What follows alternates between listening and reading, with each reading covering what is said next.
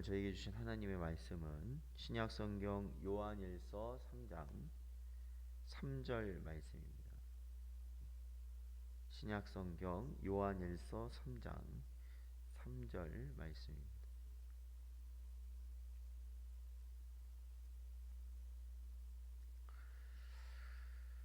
저희들 다 같이 봉독하겠습니다. 주를 향하여 이 소망을 가진 자마다 그의 깨끗하심과 같이 자기를 깨끗하게 하느니라. 아멘. 기도하겠습니다. 하나님 아버지 감사합니다. 오늘도 이 시간 저희를 부르시고 주의 뜻 안에서 주를 향하여서 저희들 나와 예배함으로 오늘 하루를 시작하게 하심 감사합니다. 저희의 마음을 붙드시고 오늘 하루 가운데서도 저희들이 죄 가운데 거하지 아니하고 하나님의 뜻을 바라볼 수 있는 우리 복된 성도들 되게 하여 주시옵소서. 간절히 바라오며 예수님의 이름으로 기도하옵나이다. 아멘. 사랑하는 성도 여러분, 오늘도 저희에게 주신 말씀 가운데 오늘도 주님이 원하시는 복된 길을 가시기를 주의 이름으로 축원드립니다. 우리는 이 세상을 살면서 바라는 것들이 많이 있습니다. 쉽게 말하면 우리가 직장 생활을 하면서는 우리가 새로운 해가 되면 우리가 연봉이 오르는 것을 바라거나, 또한 우리가 장사를 하는 것이 있으면 장사가 잘 되거나, 또는 우리가 좋아하는 운동 경기가 있으면 거기서 내가 또 좋아하는 팀이 이기는 것을 소망하는, 그러한 미래에 대한 우리의 개인적인 그런 바램들, 그런 것이 바로 우리가 소망하는 것이죠. 우리는 앞으로 이루어질 일에 대해서 모든 것이 불확실하지만 그렇게 되기를 바라는 소망을 품고 살아가는 것이 바로 저희들입니다. 그것이 일반적인 소망이죠. 그러나 성경이 이 성도에게 가지라는 소망은 그 의미가 다릅니다. 성경이 말하는 소망은 하나님께서 하신 약속이 미래에 반드시 성취되리라는 굳건한 신념을 의미하는 것이기 때문에 그렇습니다. 그러니까 이러한 소망은, 성경이 말하는 소망은 단순히 우리가 주관적으로, 그러니까 내 개인적으로 어떠한 뭔가가 이루어졌으면 좋겠다라는 그러한 생각이 나타나는 것이 아니라 미래에 이루어질 일에 대한 분명한 확신이 바로 성도가 가지는 소망입니다. 히브리서 6장 19절 말씀 보면 우리가 이 소망을 가지고 있는 것은 영혼의 닷 같아서 튼튼하고 견고하여 휘장 안에 들어가나니 라고 기록하고 있습니다. 이 사도 바울이 말한 것과 같이 이 소망은 믿음과 사랑과 함께 나란히 기독교 덕목의 한 자리를 분명히 차지하고 있습니다. 소망은 미래를 향하여 곧장 뻗는 믿음인 것입니다.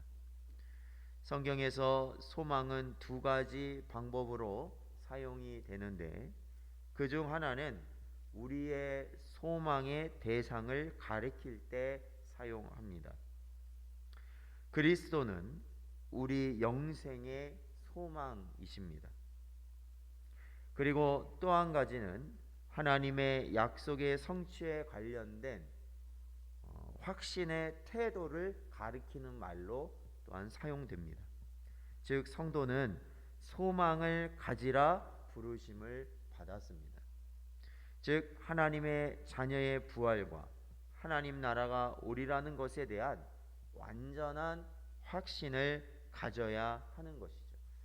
그러니까 이 소망에 대한 성경적 가르침은 성도는 소망을 가지고 사는 존재이며, 이 소망이라는 것은 우리가 이 땅에서 될 수도 있고 안 될 수도 있는 것이지만 개인적으로는 되면은 좋겠다라는 의미가 아니라 하나님께서 약속하신 그것이 반드시 이루어질 것을 바라보는 것이 소망이라는 것입니다.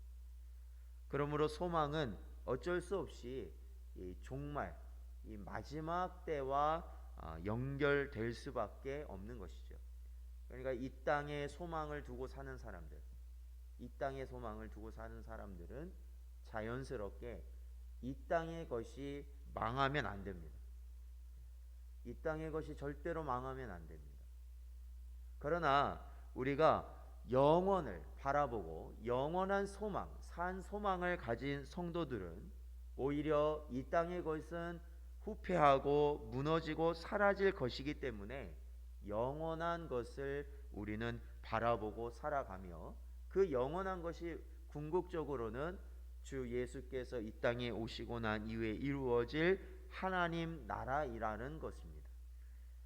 바울은 성도들은 주님이 이 땅에 오실 때까지 다른 것이 아닌 하나님께 기초한 보증된 소망만을 가질 수 있다라고 분명히 가르치고 있어요. 그러니까 보증되었다. 이건 뭐겠어요? 반드시 이루어지는 것. 그것을 성도는 소망으로 가져야 한다라는 겁니다. 그러므로 성도는 그리스도의 죽음과 부활을 바라보는 소망을 가지게 되는 것입니다. 그리스도의 죽음은 바로 당시에 예수 그리스도를 따르던 모든 제자들에게 있어서 절망이었습니다.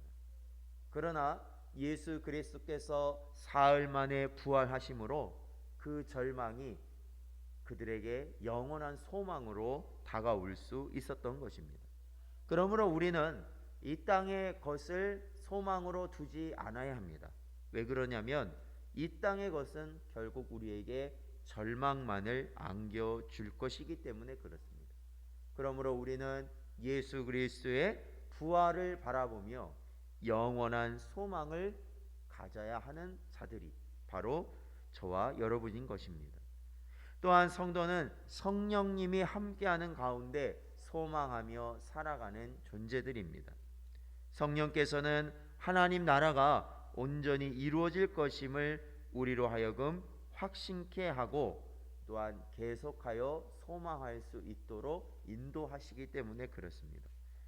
우리가 의지적으로 우리의 의지, 그러니까 우리가 가지고 있는 자의지만으로는 하나님의 나라를 소망할 수 없습니다. 왜 그러냐면 우리의 눈에 보여지는 것들은 절망뿐이기 때문에 그렇습니다. 또한 우리가 처해 있는 모든 상황은 우리를 더욱더 낙담시키기 때문에 그렇습니다. 그러나 우리가 그러한 가운데서도 하나님의 나라를 소망하며 우리가 주 예수 그리스도께서 이 땅에 오심을 바라볼 수 있는 것은 우리와 함께 하시는 성령님의 크신 역사이기 때문에 그렇습니다. 성령 하나님께서는 하나님 나라가 온전히 이루어질 것임을 우리로 하여금 확신케 하시어 계속 소망하도록 하시기 때문에 그렇습니다. 즉 성령님은 위로자의 역할을 수행하실 뿐만 아니라 신자가 힘과 소망의 허리띠를 두르게 하시는 분이십니다. 그리하여 성도가 하나님 나라가 임하옵시며 라고 기도하게 하시는 이가 바로 성령이시다라는 겁니다. 사랑하는 성도 여러분, 그러므로 오늘날 우리는 반드시 소망 가운데 살아가야 합니다. 낙담과 절망이 아닙니다. 원망과 불평이 아닙니다. 우리는 반드시 소망하며 살아가야 됩니다.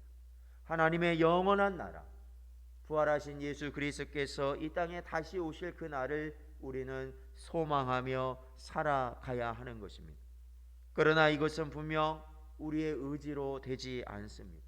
우리는 매 순간마다 낙담하고 절망하고 쓰러집니다. 오늘날 이 나라에 드리워진 이 모든 어려운 상황들, 그리고 우리가 현실적으로 겪는, 우리가 가정과 직장에서 겪는 많은 어려움들은 매 순간마다 삶을 정말로 포기하고 싶을 정도의 그러한 절망을 우리에게 안겨줄 때가 얼마나 많이 있습니다. 그러나 이러할 때 성령 하나님께서는 자신의 택한 백성들에게 산 소망을 일으킬 수 있도록 우리의 마음을 늘 새롭게 하시는 것입니다. 사랑하는 성도 여러분, 이러한 하나님께서 우리에게 주신 놀라운 약속과 은혜를 오늘도 붙드시고 성령 하나님을 의지하는 가운데 우리의 삶 가운데서 언제나 우리에게 주시는 참된 소망의 삶을 살아가시는 여러분 되시기를 주의 이름으로 축원드립니다.